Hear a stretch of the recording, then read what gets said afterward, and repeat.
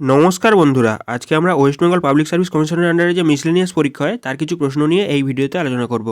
প্রথম প্রশ্ন দেখো, নিম্নোক্ত কোন প্রত্নতান্ত্রিক কেন্দ্রটি পশ্চিমবঙ্গে অবস্থিত? পশ্চিমবঙ্গে অবস্থিত হয়ে যাচ্ছে মোগলমারি। আচ্ছা, বাকি জায়গাগুলো তোমরা দেখে রাখো। ওহিছত্র, এটা কোথায় অবস্থিত? উত্তরপ্রদেশে। শিশুপালগড়, এটা কোথায় অবস্থিত? উড়িষ্যাতে। আর এই বামনগাঁও, এটা কোথায় অবস্থিত? মধ্যপ্রদেশে অবস্থিত। পরবর্তী প্রশ্ন, যখন NaClকে জলে দ্রবীভূত করা হয় প্রতিটি Na+-এর চারপাশে কী থাকে? NaCl মানে কি? Sodium chloride. সোডিয়াম ক্লোরাইডের বেসিক্যালি এটা ভেঙে কী হবে? Na+ হচ্ছে, এর চারপাশে কী থাকবে? এর চারপাশে থাকবে H2 অণু জল। মানে এখানে অপশান ডি কারেক্ট হয়ে যাচ্ছে। পরবর্তী প্রশ্ন, পরিবেশ বদলের ওপর অস্কারপ্রাপ্ত তথ্যচিত্র কোনটি? সেটা হয়ে যাচ্ছে an inconvenient truth. Option A correct হয়ে যাচ্ছে। পরবর্তী প্রশ্ন, সওয়া শের গেহু কোন লেখকের রচনা? এটা রচনা প্রেমচন্দ্রর। পরবর্তী প্রশ্ন, ভারতীয় সংবিধানের 23 নম্বর ধারায় কী বলা আছে? 23 নম্বর ধারায় বলা আছে মানুষ পাচার করা যাবে না, মানুষ পাচার নিষেধকরণ। পরবর্তী প্রশ্ন, চালের জলে কয়েক ফোঁটা আয়োডিনযুক্ত দ্রবণ যুক্ত করা হলে দ্রবণটি নীল কালো রঙের হয়ে যায়। এটি ইঙ্গিত দেয় যে চালের জলের মধ্যে মার রয়েছে, সেই মারটা হয়ে যাচ্ছে কি? শ্বেতসার। অপশান সি কারেক্ট হয়ে যাচ্ছে। পরবর্তী প্রশ্ন, ঋগ্বেদে কোন যুদ্ধের উল্লেখ রয়েছে? ঋগ্বেদে 10 রাজার যুদ্ধের উল্লেখ রয়েছে। যদি বলে এই 10 রাজার যুদ্ধ, এই ঋগ্বেদের কত নম্বর মণ্ডলে আছে? ঋগ্বেদের 7 নম্বর মণ্ডলে এটার উল্লেখ রয়েছে। ঘটনাটা কি ঘটেছিল?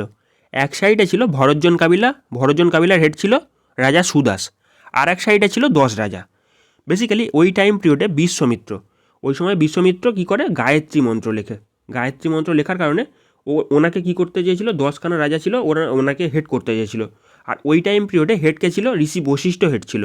ঋষি বশিষ্ঠ সমস্ত গুরুদের মধ্যে হেড ছিল।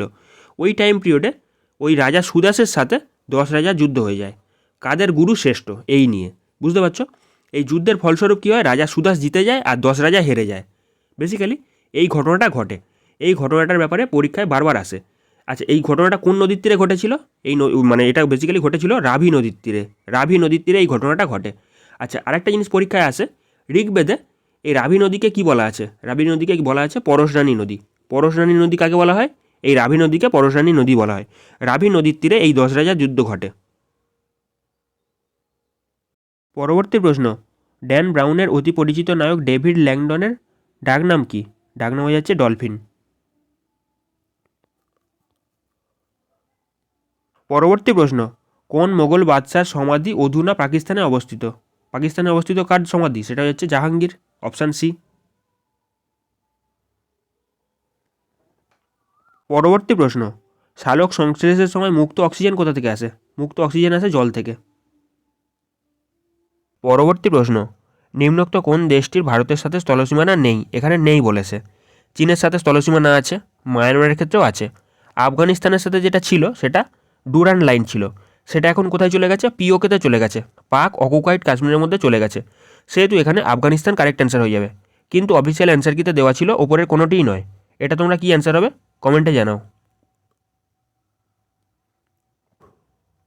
পরবর্তী প্রশ্ন, ডেঙ্গু রোগের জীবাণু বহন করে কোন মশা? সেটা হচ্ছে ইডিস মশা। Option A. পরবর্তী প্রশ্ন, ক্যালসিয়াম কার্বনেটে ক্যালসিয়ামের শতকরা মাত্রা কত? সেটা হচ্ছে 40%। 40% আছে ক্যালসিয়াম কার্বনেটের মধ্যে ক্যালসিয়াম। পরবর্তী প্রশ্ন, সিন্ধু সভ্যতার কোন নগরীতে বৃহত্তম শিলালেখ পাওয়া গেছে? এটা পাওয়া গেছে কালীবঙ্গাতে। কালীবঙ্গা কোন রাজ্যে অবস্থিত? রাজস্থানে অবস্থিত।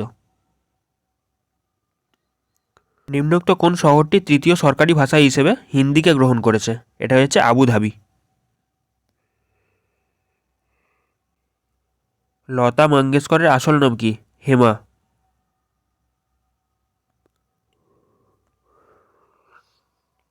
পরবর্তী প্রশ্ন, কোন লেখিকা বাংলার প্রথম মেয়ে গোয়েন্দা দল গোয়েন্দা গন্ডালুর স্রষ্টা? সেটা হচ্ছে নলিনী দাস। Option D. পরবর্তী প্রশ্ন, 1988 সালের সিওল অলিম্পিকে স্টেফি গ্রাফ যখন স্বর্ণপদক জেতেন তা তিনি কোন দেশের হয়ে জিতেছিলেন? সেটা হচ্ছে পশ্চিম জার্মানি।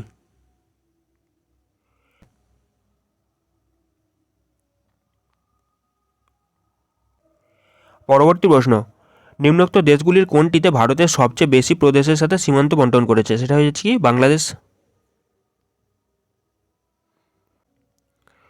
পরবর্তী প্রশ্ন, হেমিস জাতীয় উদ্যান কোথায় অবস্থিত?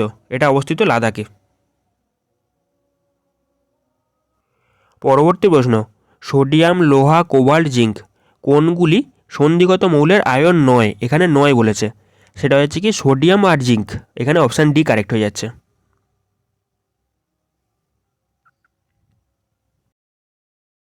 পরবর্তী প্রশ্ন, বিখ্যাত জীবনীমূলক রচনা the diary of a young girl. The diary of a young girl এটা রচনা করেন কে? An France. এটা জিজ্ঞাসা করেননি, জিজ্ঞাসা করেছে কি ইনি কোন জাতির মানুষ ছিলেন? সেটা হচ্ছে জার্মান ছিলেন। অপশান ডি কারেক্ট হয়ে যাচ্ছে। পরবর্তী প্রশ্ন, নামচা বারোয়া থেকে কোন নদী ভারতে প্রবেশ করে? এটা হচ্ছে ব্রহ্মপুত্র নদী। পরবর্তী প্রশ্ন, পুরুষ লন টেনিস খেলায় এই মুহূর্তে শীর্ষস্থানে কে রয়েছে? এটা রয়েছে নোভাক জোকোভিচ। অপশান বি কারেক্ট হয়ে যাচ্ছে। পরবর্তী প্রশ্ন, মধ্য এশিয়ার কোন বাদ্যযন্ত্র ভারতীয় বাদ্যযন্ত্র সরোদের মতো হয়ে যাচ্ছে? রাবাব। অপশান বি কারেক্ট হয়ে যাচ্ছে। ভিডিওটি ভালো লাগলে বন্ধুদের মধ্যে শেয়ার করো, চ্যানেলটিকে সাবস্ক্রাইব করো।